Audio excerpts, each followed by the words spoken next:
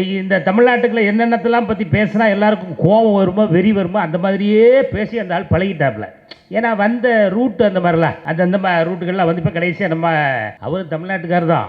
ஆனால் தமிழ்நாடே எனக்கு பிடிக்காது அப்படின்னு சொன்னதெல்லாம் நீங்கள் உங்களுக்கு தெரியும் இல்லையா? ஆமாம், தமிழன் என்று சொல்வதில் எனக்கு பெருமை கிடையாது, ஒரு கன்னடன் என்று சொல்வதில் தான் எனக்கு பெருமை அப்படின்னு அன்னைக்கு பீர்த்தனியே இன்னைக்கு இங்கே வந்து நின்றுட்டு தமிழ்நாட்டையே காப்பாற்ற போகிறேன் அப்படின்னு சொன்னால், தம்பி ஒன்னே ஒன்று சொல்கிறேன், தயவுசெய்து நீங்கள் ப்ளீஸ் அந்த ஐபிஎஸ் வேலையா அந்த வேலைக்கே தயவுசெய்து இந்த நம்ம ஜூன் 3 தானே, ஜூன் 4ஆம் தேதி தயவுசெய்து ரிசல்ட் வரும். ஆமாம், 5ஆம் தேதியிலேருந்து பழையபடி நீங்கள் அந்த வேலைக்கே போயிட்டீங்கன்னா தயவுசெய்து வீட்டில் நல்ல சோறு கிடைக்கும். இல்லைன்னா அந்த எந்த சோத்துக்குமே வெளியே இல்லாமல் பழையபடி பாவம் உங்கள் கதையை நம்ம சொல்ல முடியாது. உங்களெல்லாம் உள்ளவே விடக்கூடாத அளவுக்கு ஒரு சிங்கம் இங்கே கரிச்சிக்கிட்டு இருக்கு அப்படின்னு சொன்னால், எங்களுடைய தமிழக முதல்வர் உலக மக்களால் அற்புதமான முதல்வர் அப்படின்னு பேர் எடுத்திருக்கிற எங்களுடைய தங்க தளபதி மு.க. ஸ்டாலின் அவர்கள் இருக்கிற வரைக்கும் ஒன்னால அங்கே ஒரு புழு பூச்சை கூட பிடுங்க முடியாது. பிஜேபினா இப்போ அந்த கூட்டணி ஒன்று இருக்குல்ல, ஒரு இத்து போன கூட்டணி தானே அது. ஆமாம், அந்த கூட்டணியை பற்றி ஒரு சின்ன ஒரு கதை ஒன்று கேட்போமா,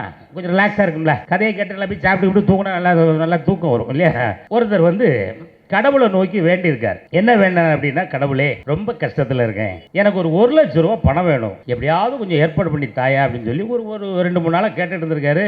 கடவுளுக்கு திரும்பி கூட பார்க்கல. 4ஆவது நாள் வந்து கடவுளை ரொம்ப விரும்பி கேட்டதுனால, டேய் தம்பி உனக்கு 1 லட்சம் ரூபா தாரேன், ஆனால் எனக்கு ஒரு தேங்காய் உடைக்கணும் அப்படின்னு சொல்லி அவர் கேட்டிருக்காரு. என்னங்க 1 லட்ச ரூபா தரீங்க, ஒரு தேங்காய் உடைக்க மாட்டோமா, கொடுங்க அப்படின்னோடனே கடவுள் 1 லட்சத்தை கொடுத்துட்டு காணாம போயிட்டார். அப்ப இவன் யோசித்தான், அடப்பாவியா கேட்டவொடனே தந்துட்டாரையா 1 லட்சத்தை, அப்புறம் நம்ம எதுக்கு பேசாம அந்த வேஸ்டா தேங்காய் போட்டு உடைச்சிக்கிட்டு வச்சுக்கிட்டு, சரி இருந்தாலும் நம்ம சொல்லிட்டோம், ஆமா இருந்தாலும் ஒரு தேங்காய் வாங்கி உடைச்சிருவோமே அப்படின்னு கடையில் போய், அண்ணே தேங்காய் என்ன விலைனே அப்படின்னு அவர் சொன்னாரா, ஒரு தேங்காய் 15 ரூபாப்பா அப்படின்னு. 15 ரூபாயா, ரொம்ப அதிகமாக இருக்குண்ணே அப்படின்னு. அப்போ நீங்கள் பண்ணுங்க தம்பி, இந்த இதுக்கு அடுத்த தெருவில் ஒரு கடை இருக்குது, அங்கே வேணா போய் கேளுங்க, இதை விட கம்மியாக கிடைக்கும் அப்படின்னு.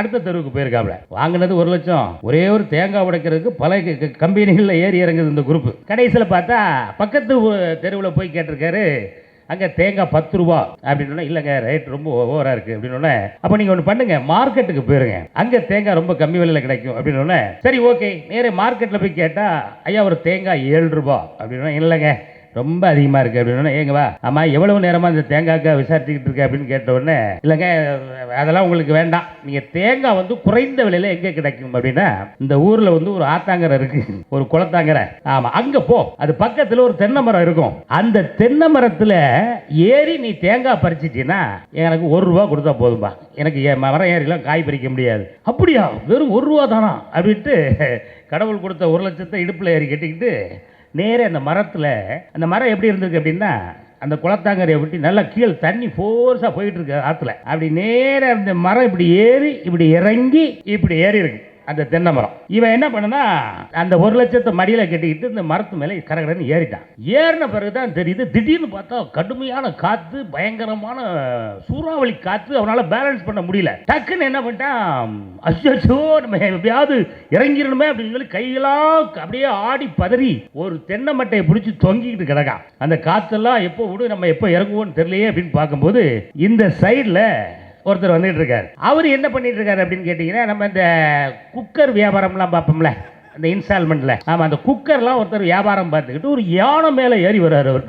உடனே அங்கிருந்து கத்துனா நம்மளால, ஏய் ஹலோ குக்கர் வியாபாரி இங்க வாங்க, கொஞ்சம் இந்த யானை அப்படி கொஞ்சம் அப்படி விட்டு நம்ம லைட்டாக கொஞ்சம் இறக்கி கொடுங்கன்னு, உனக்கு 10,000 ரூபா பணம் தரேன் அப்படின்னு. நம்ம குக்கர் வியாபாரிக்கு ஒரு பயங்கர ஹாப்பி ஆகிட்டார். உடனே வாங்க, குக்கரெல்லாம் தூக்கி ஓரங்கட்டி வச்சுட்டு நேர யானை மேலே அப்படி நின்று அவர் காலை பிடிச்சி பத்திரமா இறங்குங்க அப்படின்னு யானை நகர்ந்து போயிடுச்சு. ஆக கடைசியில் இப்போ நம்மளால தேங்காய்க்காரன் மேலே தொங்கிட்டு கிடக்கனா, அவன் காலை பிடிச்சி நம்ம குக்கருக்காரன் தொங்கிட்டு கிடக்கான். எப்படிடா தப்பிக்கிறது அப்படின்னு தெரியும் பார்த்தா, இந்த பக்கம் மாம்பழம் மாம்பழம் மாம்பழம் மாம்பழம் அப்படின்னு சொல்லி ஒரு மாம்பழம் வந்துட்டு வராங்க.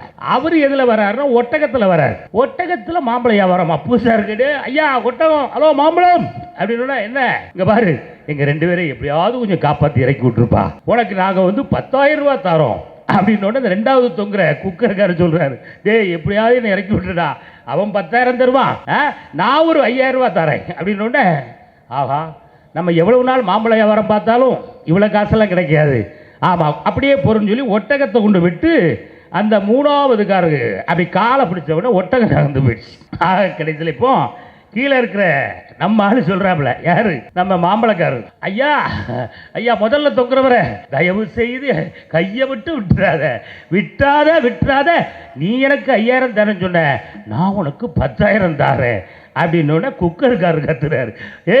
மேலே கிடக்கிறவன தயவு செய்து நீ விட்டுறாத, நான் உனக்கு ஒரு 10,000 தரணும்னா மேலே இருக்கிற தேங்காய் ஆஹா அதிர்ஷ்டத்துக்கு மேலே அதிர்ஷ்டமாக கொட்டுது, கீழே இருக்கவன் 10,000 தரங்க, அதுக்கு மேலே அது மாம்பழம் 10 குக்கர் 10, ஆஹா 10 எவ்வளோ ஆச்சு, கடவுள் ஒரு 1 கொடுத்தாரு, அப்போ 1 கால் விரல எண்ணாம் 10 1 10 1 11 1 12 13 14 15 16 அப்படின்னா மொத்தமாக அப்படியே ஆற்றுக்கள் விழுந்து வெள்ளை அடிச்சுட்டு போச்சு. இப்போ என்ன ஆச்சு, மாம்பழமும் போச்சு, குக்கரும் போச்சு, மேலே இருந்ததும் போச்சு. இதுதான் இன்னைக்கு இந்த தேர்தலில் இப்போ நடக்க போகுது. அந்த மேலே தொங்குனது யாரு தெரியுதுல்ல, பட்டண தாமரையா, ஏங்க அது நாட்டுக்கு கேடாச்சாங்க. Fees sir. மா எதுக்கு வளையல் கழறீங்க? இல்லை மேடம், பிள்ளை சம்பளமே 15,000 தான், இதில் ஹாஸ்டல் ஃபீஸு எப்படி? மா இங்க வாங்க, இது தோழி ஹாஸ்டல், நம்மள மாதிரி ஒர்க்கிங் விமனுக்காக நம்ம அரசால உருவாக்கப்பட்ட இடம். அப்ப ஃபீஸ் மேடம்? இது போதும். ரொம்ப நன்றி மேடம். தேங்க்ஸ் எனக்கு இல்ல. இந்தியாவை காக்க ஸ்டாலின் அழைக்கிறேன்.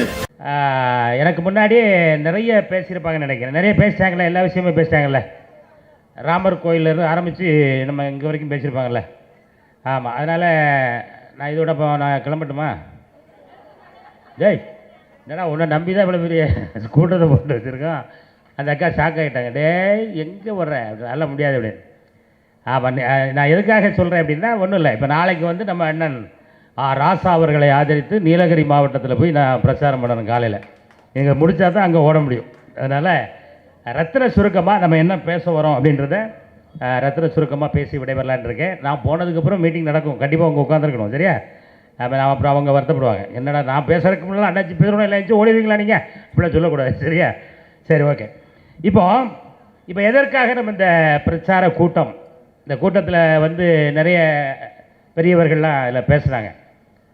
அந்த கட்சி இருக்கிறது, இந்த கட்சி இருக்கிறது, அந்த கூட்டணி, இந்த கூட்டணி, எந்த கூட்டணி வந்தாலும் எங்களுடைய இந்தியா கூட்டணியை யாராலும் அசைக்கவே முடியாது. அதுக்கப்புறம் உள்ள வார்த்தையை நம்ம சொல்லக்கூடாது, சரியா? நாம் அதை நீங்களாக போட்டு ஃபுல் பண்ணிக்கிட வேண்டியதான். எதற்காக அப்படி சொல்கிறோம் அப்படின்னு கேட்டிங்கன்னா, எந்த முகத்தை வச்சுக்கிட்டு நீங்கள்லாம் வந்து இந்த நம்ம கூட்டணிக்கு ஆப்போசிட்டாக இருக்கக்கூடியவங்கெல்லாம், அவர்கள்லாம் யார் அப்படின்னு கேட்டிங்கன்னா, நான் வச்சுருக்கிற அவங்களுக்கு பேர் என்ன அப்படின்னா லெட்டர் பேர்டு கட்சின்னு சொல்லுவாங்க, தெரியுமா? லெட்டர் பேர்டு கட்சி தெரியுமாண்ணே? லெட்டர் பேர்டு கட்சின்னா என்ன சொல்லுங்க பார்ப்போம். லெட்டர் பேர்டு அதாவது ஒரு லெட்டர் பேர்டு மாதிரி இருக்கும். இதில் கீழே வந்து மேலே அந்த கட்சி பேர் இருக்கும், கீழே வந்து தலைவர் கையெழுத்து மட்டும் இருக்கும். அந்த கட்சியிலே மொத்தமே 6 பேர் தான் இருப்பாங்க. அந்த லெட்டர் பேர்டு கட்சிலாம் அதெல்லாம் அந்த லிஸ்ட்டில் சேர்க்க முடியாது. இப்போ இன்றைக்கி தமிழ்நாட்டில் வந்து இருக்கக்கூடிய நம்ம எதிர்த்து கூட்டணியில் இருக்கக்கூடிய அத்தனை பேருமே இப்போ லெட்டர் பேர்டு கட்சியில் தான் இருக்காங்க. அதனால் அவங்களெல்லாம் நம்ம வந்து ஒரு பெரிய விஷயமாகவே கண்டுக்கிடக்கூடாது. இதில் ஒரு பெரிய காமெடி என்னென்னா, பிஜேபி வந்து தமிழ்நாட்டில் வந்து ஆட்சி அமைச்சிருக்கிறானே, இந்த மாதிரி ஒரு கோமாளித்தனத்தை எங்கேயாவது நம்ம கேட்க முடியுமா? நாங்கள்லாம் உள்ளே விடுவோமா? தாம்பரத்தை தாண்டி உள்ளே வர முடியுமா? தாம்பரம் வரைக்கும் வேணால் வரலாமா? தாம்பரத்துக்குள்ளே வர முடியாதுல்ல. பார்டர் எங்கே எது வரைக்கும் சொல்லலாம்? நம்ம இந்த பக்கம் கிருஷ்ணகிரி சொல்லுவோமா? இந்த பக்கம் கிருஷ்ணகிரி இல்லையா? ஆமாம், இந்த பக்கம் எங்கே சொல்லலாம்? கன்னியாகுமரி சொல்லிடுமா? ஆமாம், கன்னியாகுமரி. இந்த பக்கம் கிருஷ்ணகிரி, இங்கே எங்கன்னே சொல்லலாம்? ஏதோ ஒரு பக்கம் விடுங்களேன். தமிழ்நாட்டு பார்டரையே டச் பண்ண முடியாத அது என்ன கட்சினே? பாலியல் கட்சியா? சாரி, என்ன பேர் வர மாட்டேங்க, பாஜகவா அது? சாரி, ஐயோ பேர் கூட குழப்பமாகவே இருக்கு. ஆமாம், அதெல்லாம் விட்டுருவோம். இப்போ பரபரப்பாக எல்லாம் இப்போ மக்கள்லாம் பேசுகிறதுக்கு ஒருத்தர் வந்திருக்கார், புதுசாக வந்திருக்கார். அவர் வந்து கொஞ்சம் ஆமாம் 2011 2021 தான் கட்சி, 21 கட்சியில் சேர்ந்தார் நினைக்கிறேன். அவர் பேர் என்ன? ஆட்டுக்குட்டி மலையா? ஆட்டுக்குட்டி அண்ணாமலை, அப்படி ஒரு பேர் இருக்க. அதில் நீங்கள் இன்னொரு விஷயத்தை நல்லா கவனிக்கணும். இந்த தேர்தல் ரிசல்ட்டுக்கு தான் அவர் அந்த பேரை வச்சுருக்கார். நாம அப்படின்னு ஒன்று வருது பார்த்தீங்களா? அதுதான் கடைசி ரிசல்ட் வந்து அங்கே தான் ஆக போகுது. புதுசாக இன்னைக்கு வந்து நின்றுட்டு அவர் என்ன பேசுகிறாருன்னே ஒன்றுமே தெரில. நைட்டு எழுதி கொடுப்பாங்கல்ல, அதெல்லாம் அழகாக உட்காந்து மனப்பாடம் பண்ணிவிட்டு, ஆமாம் யாரை பற்றிலாம் நமக்கு பேசினா, இந்த தமிழ்நாட்டுக்குள்ள என்னென்னத்தெல்லாம் பற்றி பேசினா எல்லாருக்கும் கோபம் வருமோ வெறி வருமோ அந்த மாதிரியே பேசி அந்த ஆள் பழகிட்டாப்புல. ஏன்னா வந்த ரூட்டு அந்த மாதிரிலாம் அந்த ரூட்டுகள்லாம் வந்து இப்போ கடைசியாக நம்ம அவர் தமிழ்நாட்டுக்காரர் தான். ஆனால் தமிழ்நாடே எனக்கு பிடிக்காது அப்படின்னு சொன்னதெல்லாம் நீங்கள் உங்களுக்கு தெரியும் இல்லையா? ஆமாம், தமிழன் என்று சொல்வதில் எனக்கு பெருமை கிடையாது, ஒரு கன்னடன் என்று சொல்வதில் தான் எனக்கு பெருமை அப்படின்ற அன்னைக்கு பீர்த்தனியே இன்றைக்கி இங்கே வந்து நின்றுட்டு தமிழ்நாட்டையே காப்பாற்ற போகிறேன் அப்படின்னு சொன்னால், தம்பி ஒன்றே ஒன்று சொல்கிறேன், தயவுசெய்து நீங்கள் ப்ளீஸ் அந்த ஐபிஎஸ் வேலையா நம்ம அந்த வேலைக்கே தயவுசெய்து இந்த நம்ம ஜூன் 3 தானே, ஜூன் 4ஆம் தேதி தயவுசெய்து ரிசல்ட் வரும். ஆமாம், 5ஆம் தேதியிலேருந்து பழையபடி நீங்கள் அந்த வேலைக்கே போயிட்டீங்கன்னா தயவுசெய்து வீட்டில் நல்ல சோறு கிடைக்கும். இல்லைன்னா அந்த எந்த சோத்துக்குமே வழி இல்லாமல் பழையபடி பாவம் உங்கள் கதையை நம்ம சொல்ல முடியாது. அதனால் இந்த மேடையின் வாயிலாக தம்பி அவருக்கு அந்த சொல்கிறது என்ன அப்படின்னா, தயவுசெய்து உங்கள் வேலைக்கே கிளம்புற வழியை பாருங்கள், இங்கே விடுங்க.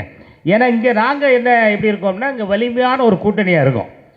கிட்டத்தட்ட 10 வருடங்களாக இந்த இந்தியாவை கொஞ்சம் கொஞ்சமாக காலி பண்ணி யாருக்கிட்ட அவங்க விற்றாங்க அப்படின்றதெல்லாம் இப்போ நம்ம திருப்பி அதெல்லாம் ஞாபகப்படுத்தி எதுக்கு போட்டு உங்கள் தூக்கத்தை கெடுத்து அதெல்லாம் நமக்கு வேண்டாம் இல்லையா? அதனால் அம்பானி அதானி அந்த குரூப்பு, அப்புறம் அந்த பீர் கம்பெனி வச்சுருந்தார் ஒரு ஆள், அவர்கிட்டலாம் பாதி நாட்டை விற்றுட்டாங்களா, ஒரு சில ஏரியாக்கள் அவருக்கு விற்றுட்டாங்க. அப்புறம் அவர் அந்த கம்பெனியை விற்றுட்டு போனார். அந்த கதைலாம் உண்டு. 1000 கோடி 2000 கோடி 3000 கோடி பல ஆயிரம் கோடிகளை வந்து கிட்டத்தட்ட கடன் தள்ளுபடி பண்ணி அந்த ஏழைகளெல்லாம் காப்பாற்றிய கட்சி தான் பாரதிய ஜனதா கட்சி. இப்போ வந்து நாங்கள் அதை செய்து விட்டோம் இதை செய்து விட்டோம்னு சொல்லி இன்றைக்கி வந்து வெட்கக்கேடாக இங்கே வந்து வாக்குகளை கேட்டுக்கிட்டு இருக்காங்க. ஆனால் தமிழ்நாட்டை பொறுத்த வரைக்கும் உங்களெல்லாம் உள்ளவே விடக்கூடாத அளவுக்கு ஒரு சிங்கம் இங்கே கர்ச்சிக்கிட்டு இருக்கு அப்படின்னு சொன்னால், எங்களுடைய தமிழக முதல்வர் உலக மக்களால் அற்புதமான முதல்வர் அப்படின்னு பேர் எடுத்திருக்கிற எங்களுடைய தங்க தளபதி மு.க. ஸ்டாலின் அவர்கள் இருக்கிற வரைக்கும் ஒன்றால் அங்கே ஒரு புழு பூச்சை கூட பிடுங்க முடியாது. எங்கள் தங்க தளபதியோட இன்னொரு சிங்க தளபதி கூடவே சுற்றிட்டு இருக்காரு. இவருக்கு சரியான ஆள் யாருன்னா அவர் மட்டும்தான். ஆமாம், அவர் என்ன பேசினாலும் அதுக்கு உடனடியாக பதில் வந்து கொடுக்கக்கூடிய ஆற்றல் கொண்டவர் தான் எங்களுடைய சின்னவர் திரு உதயநிதி ஸ்டாலின் அவர்கள். எங்கே போனாலும் இன்னைக்கு அவர் உண்மையில் ரொம்ப ஆச்சரியமாக இருக்குது. எப்படி அதுதான் நம்ம திராவிட முன்னேற்ற கழகத்தினுடைய ரத்தம், அந்த அவ்வளவு வேகம், அந்த வேகத்தை காட்டுறாங்க. ஆமாம், இவங்கெல்லாம் இருக்கும்போது அதையும் தாண்டி இப்போ இந்த நம்ம ஏரியாவில் வந்து அண்ணன் சேகர் பாபண்ணன் இருக்காங்க. சேகர் பாபண்ணனை இப்போ தாண்டிலாம் நீங்கள் இங்கே வந்து ஓட்டு வாங்கிட முடியுமா? சேகர் பாபண்ணனை தாண்டி வந்து நீங்கள் ஒரு ஓட்டு வாங்க முடியுமா? ஒரே ஒரு ஓட்டு, ரொம்ப கஷ்டம்தான். என்னம்மா வாய்ப்பில்லை ராஜாவா? ஆமாம், இந்த மாதிரி இப்போ அதெல்லாம் தாண்டி இப்போ நீங்களாக இருக்கீங்களே, நீங்களாம் அவ்வளோ சீக்கிரம் அவங்க வந்து நம்மகிட்ட வந்து ஓட்டு வாங்க விட்டுருவீங்களே? விட மாட்டீங்களே? இது துரத்தி அனுப்புவீங்க. ஆமாம், எங்கே கொண்டு துரத்தி விடுவீங்க? நாட்டை விட்டு கிளப்பிடுவோமா? உங்களுக்கு சரியான ஊர் இப்போ மணிப்பூர்னு சொல்லி அங்கே அனுப்பி விட்ருவோமா? எங்கே மணிப்பூருக்கே போய் சொல்லிடுமா? சரி, பாவம் அங்கே ஏற்கனவே அடி வாங்கிட்டு தான் இந்த பக்கமாக ஓடி வந்திருக்காப்புல. அதனால் இங்கே திரும்ப அது எங்கே வேணாலும் போட்டும் விட்டுருவோம், ஒன்றும் பிரச்சனை இல்லை. அதனால் சிங்கங்களுடைய கோட்டைகளுக்குள் வந்து உங்களால் எந்த ஒரு கொடியை நட்டவும் முடியாது, பிடுங்கவும் முடியாது. சரியா? அதனால் நீங்கள் அதெல்லாம் பற்றி நீங்கள் யோசிக்காதீங்க. பாவம் நைட்டு சாப்பிட விடாமல் யாரும் படுத்துறாதீங்க. சரியா? அதனால் ஒன்றும் ஜாலியாக இருங்க. ஆமாம், வர்ற 19ஆம் தேதி நல்ல ஜாலியாக இருங்க, ஜாலியாக போங்க. நம்ம அதுக்கு முன்னாடி வந்து நம்ம இந்த பிஜேபி ஆட்சியை பற்றி ஒரே ஒரு பிஜேபினா இப்போ அந்த கூட்டணி ஒன்று இருக்குல்ல, ஒரு இத்து போன கூட்டணி தானே அது.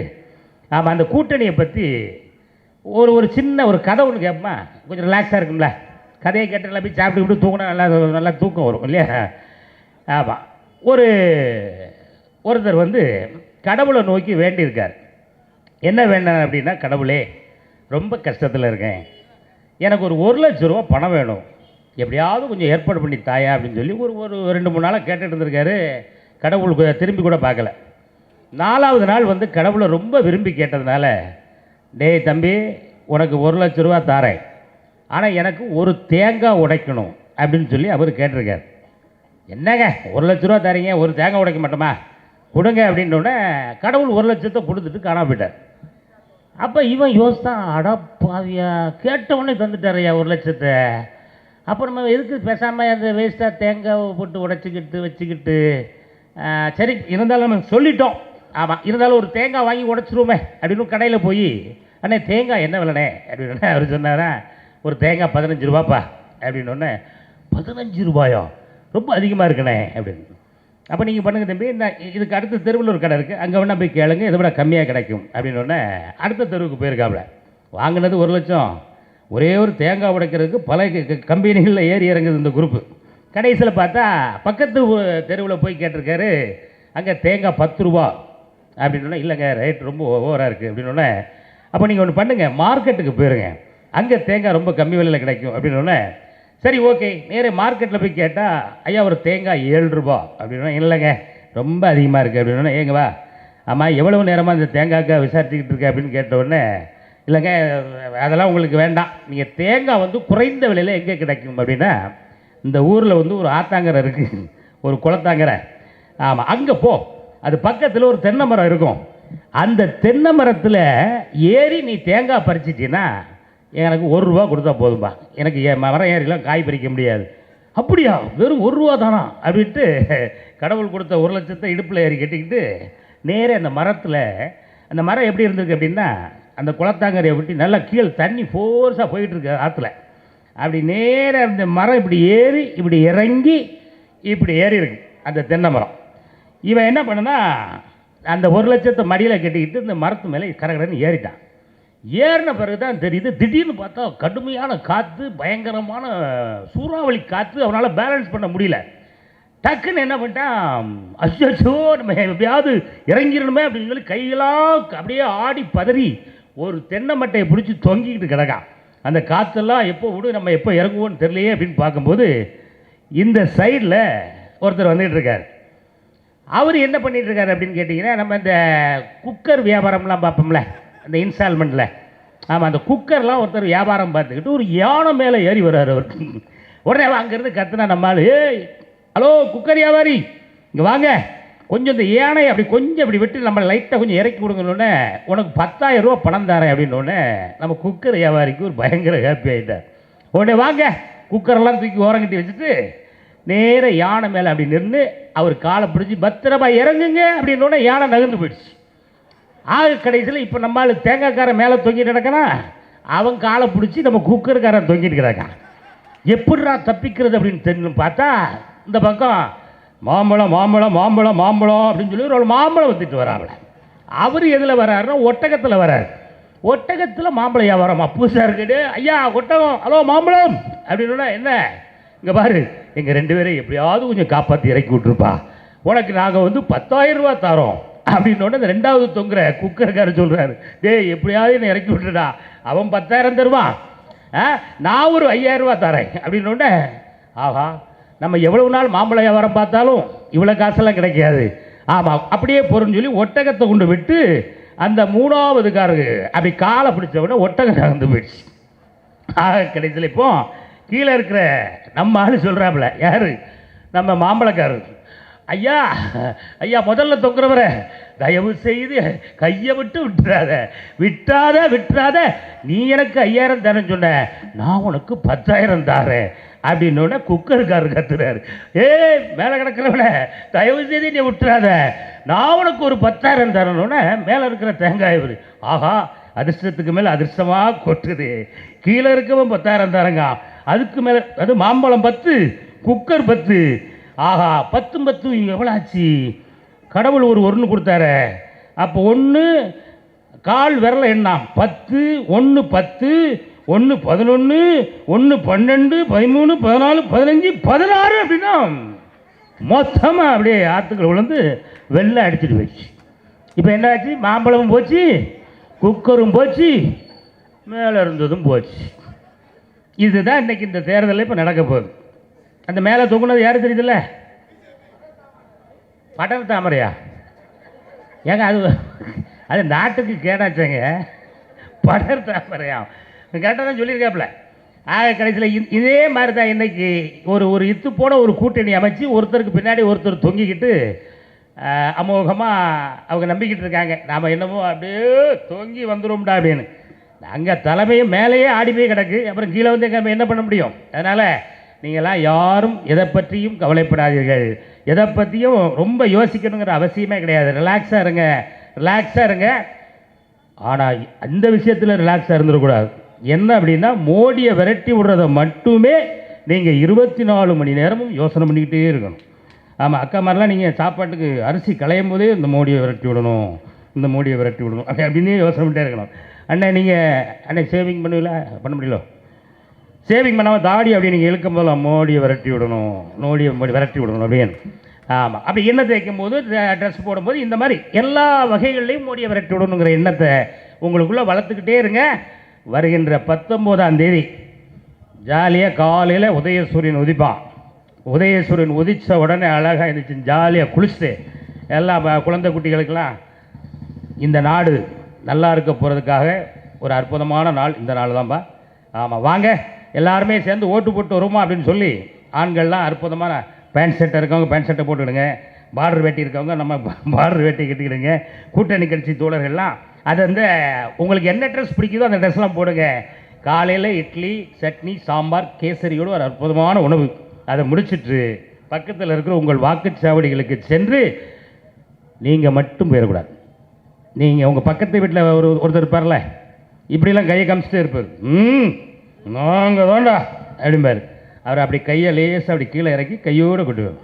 தம்பிங்க வாங்க. அதாவது லாஜிக்காக சில விஷயங்கள் நம்ம யோசிக்கணும்ல. அவர்கிட்ட அந்த நிலைமையெல்லாம் சொல்லி புரிய வைங்க. என்ன அப்படின்னா, மேலே பிஜேபிக்கும் எங்களுக்கும் வந்து இப்போ நீயா நானா உன்னை காலி பண்ணுறதுக்கு நாங்கள் தாண்டா சரியான ஆளுன்னு எங்கள் தங்க தளபதி மு.க. ஸ்டாலின் அவர்களுடைய தலைமையில் இன்றைக்கி இந்தியா கூட்டணி அப்படி வெயிட்டாக நாங்கள் ஏற்றாப்புல நிற்கிறோம். அந்த பக்கம் தீஞ்சு போய் எந்த பக்கம் ஒரு நாளும் தப்ப முடியலடா அடப்பு போடுறாங்களேன்னு பயந்துட்டு இருக்கக்கூடிய பிஜேபி. இதுக்கு இடையில் நீங்கள்லாம் யார்? உங்களுக்கு ஓட்டு போட்டால் நீங்கள் அது எதுக்கு செல்லாத ஓட்டுறேன்?